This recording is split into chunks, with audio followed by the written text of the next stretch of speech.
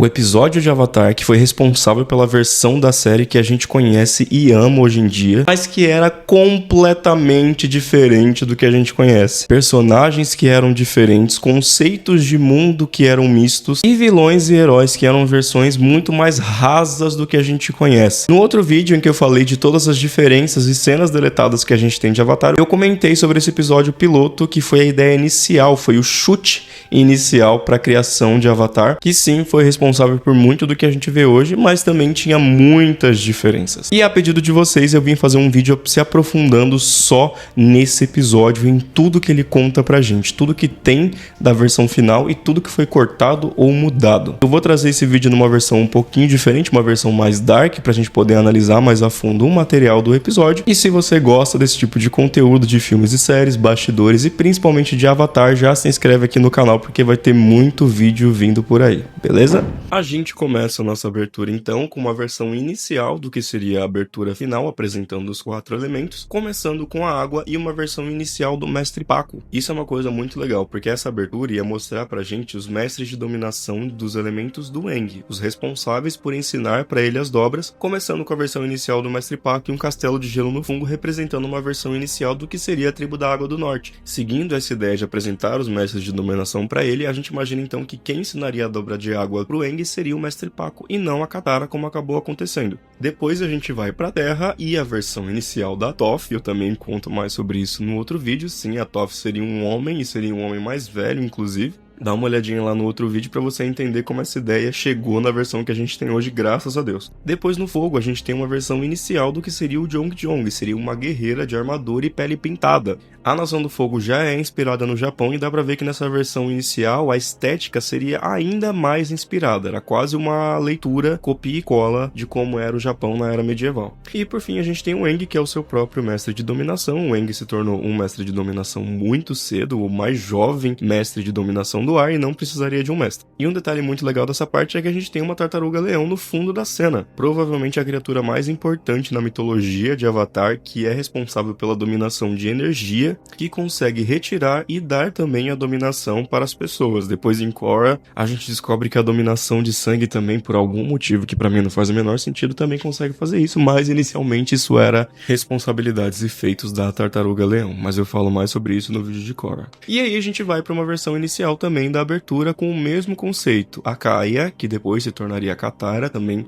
falo mais sobre isso no outro vídeo, dá uma olhadinha lá. A Kaia tá explicando que as 4 nações existem e estavam em equilíbrio até a Nação do Fogo destruir, começar a guerra. Ela conta que encontrou o Aang no iceberg junto com seu irmão e que ele é só uma criança, ele não é capaz de proteger o mundo ainda, que a Nação do Fogo vai fazer de tudo para impedir que ele domine os 4 elementos e que ela é responsável por manter ele seguro. Dá pra ver que essa versão inicial da Katara seria muito mais uma babá do Aang do que uma amiga. E aí a gente segue como de costume, ela falando que acredita que ele é capaz de salvar o mundo, e aí a gente começa a série. Com os personagens já se conhecendo e em cima do Appa, eles estão fugindo do Zuko, inclusive. O Aang tá vivendo a vida doidado, super se divertindo, o Sokka tá puto e a Katara tá preocupada. Essa versão do Aang era muito mais criançona, muito mais boba e irresponsável do que a gente vê na série. Não carrega toda aquela culpa que a gente vê no final. O Sokka, ele não tem todo aquele humor sarcástico que ele tem, ele é muito mais bravo e muito mais preocupado. E a Katara é a que mais se parece com o que a gente conhece, é só uma versão mais rasa da personagem. E deles a gente vai pro Zuko, que eu acho que era o personagem mais diferente. Ele tá com uma armadura bem diferente também do que a gente vê na versão final e com uma personalidade muito diferente. O Zuko é muito mais puto e muito mais poderoso nessa versão. Dá pra ver que ele não tem o tio Iroh do lado dele. Eu acho que nesse começo desse piloto o tio Iroh ainda não estava desenvolvido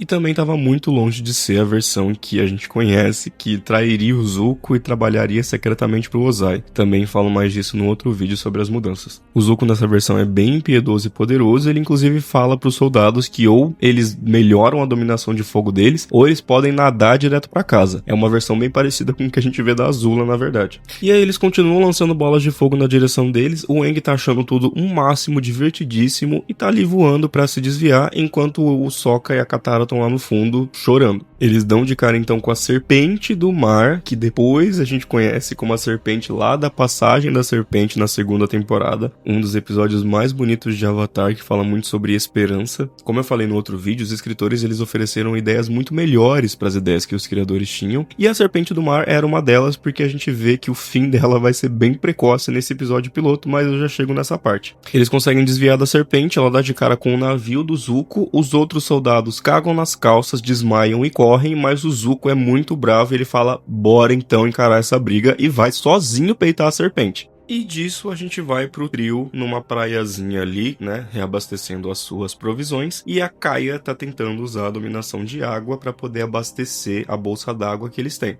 Nisso a gente entra num conceito que é muito presente em Avatar na maioria dos episódios, que é um ensinamento que o personagem recebe, e a gente como audiência também, e mais pra frente isso vai ser importante em algum momento da história. Nesse caso, o Aang ensina pra Katara que a dominação vem da terra. Você usa a terra, a energia vem da terra, e você leva isso para suas raízes e depois para os seus punhos. Então a Katara precisava usar a base, as suas pernas, para poder criar postura e assim conseguir dominar a água. Isso no final vira uma piadinha para atrapalhar o Sokka, então acho que essa cena é a mais Avatar no final das contas que a gente acaba vendo, essa dinâmica do grupo.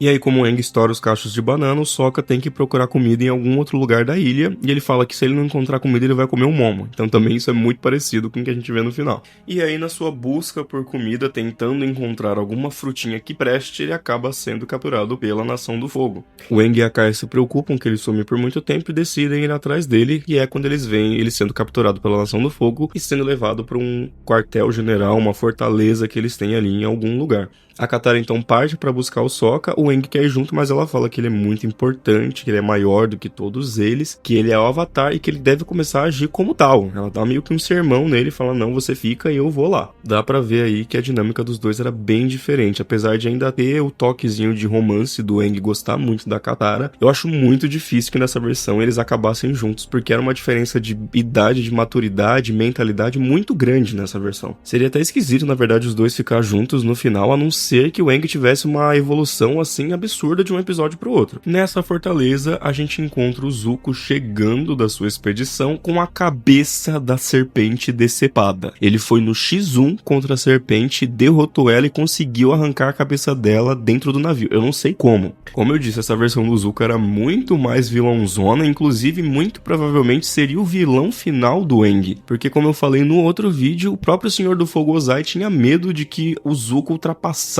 ele em questão de poder. A gente sabe que o Dominador de Fogo mais poderoso da série de Avatar A Lenda de Aang é o Senhor do Fogo Ozai. Então, pra ele ter medo do Zuko ultrapassar ele, é porque assim, ele tava em um nível completamente diferente. E aí ele chega nessa fortaleza justamente porque enviaram uma mensagem pra ele dizendo que capturaram um dos amigos do Avatar, e obviamente eles sabiam que o Avatar ia atrás dele. Então eles já estavam ali pra preparar uma armadilha pra poder pegar o Aang. Eles ficam ali então esperando o Aang aparecer, o Sokka dá uma provocada no Zuko, eles conseguem capturar a Katara também, e o Zuko fala, procura o Avatar que ele deve estar escondido em alguma pedra, e aí o Aang passa voando por cima deles pra atrair o Zuko. O Aang obviamente desobedece a Kaia e vai atrás deles. Ele então atrai o Zuko para ele poder lutar em cima de uma estátua. A dinâmica é bem parecida do Aang usar a força do Zuko contra ele. E é muito interessante a gente observar essa estátua, porque parecia uma estátua de um Buda que estava sendo remodelada, o que provavelmente era uma homenagem do Zuko ao seu pai. Então acredita-se que ele estava fazendo uma estátua do Senhor do Fogo Ozai. O que não faria muito sentido na versão final, já que o Zuko estaria também viajando pelo mundo atrás do Avatar. Então não faria sentido ele estar parado numa fortaleza refazendo uma estátua pro pai dele, né?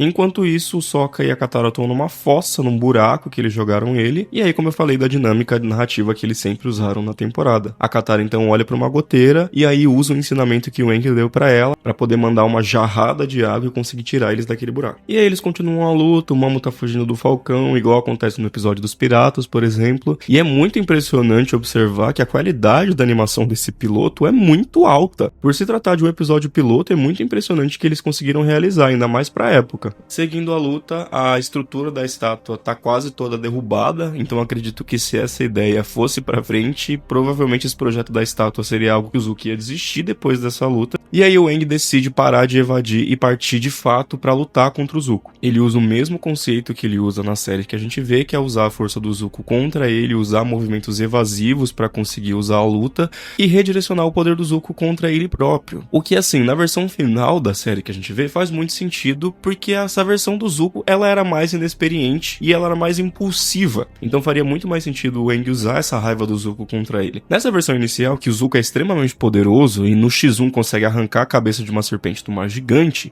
eu acho que não duraria muito tempo essa tática do Aang de poder usar o poder dele contra ele, porque uma hora o Zuko ia perceber isso e ia conseguir revidar nessa mesma moeda. Então, como eu falei, uma das soluções melhores que os escritores ofereceram, eu acho que enfraquecer o Zuko, não só como personagem, mas como dominador, foi uma ótima técnica para poder manter essa dinâmica que a gente vê na série sem, tirar muito a suspensão de descrença, dando outra ênfase para a qualidade da animação, porque essa luta dos dois é muito bem animada. E aí o Aang, já cansado dessa dinâmica, decide então entrar no estado Avatar, porque sim, nessa versão da animação, o Aang acessaria o estado Avatar com a maior facilidade do mundo, e aí ele manda uma rajada de ar enorme que acaba com o Zuko de vez. Apesar de ele conseguir entrar no estado Avatar com facilidade, a gente não vê ele dominando nenhum elemento além do ar. Então talvez mesmo no estado Avatar, ele não teria esse acesso às vidas passadas e conseguiria dominar todos os elementos. Talvez seria só um Super Saiyajin que deixaria ele mais poderoso. Não teria envolvimento necessariamente com a dominação de todos os elementos.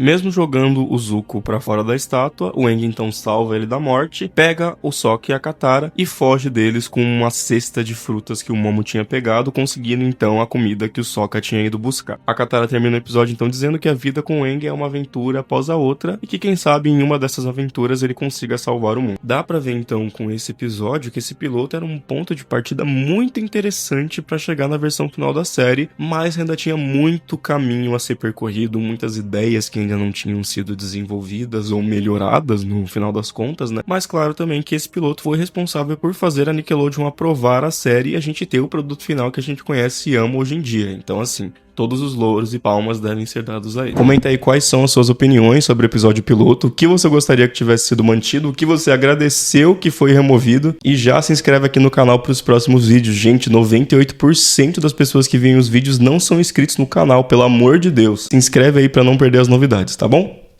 Um beijo e até o próximo vídeo.